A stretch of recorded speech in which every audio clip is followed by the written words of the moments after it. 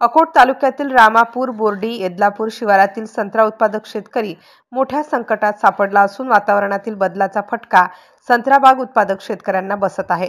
संत्रा पिकावर सध्या आलेल्या देठसुखी बुरशीजन्य रोगराईमुळे शेतकऱ्यांना मातीमोल भावात संत्र्याची विक्री करावी लागत आहे।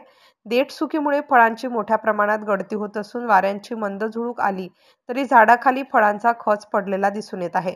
या आसमानी संकटामुळे अकोटचा ऑरेंज बेल्टमधील शेतकरी हतबल झाले असून मृग नक्षत्राचा बहार हातातून निघून गेल्याचे शेतकरी मोठ्या संकटात सापडला आहे।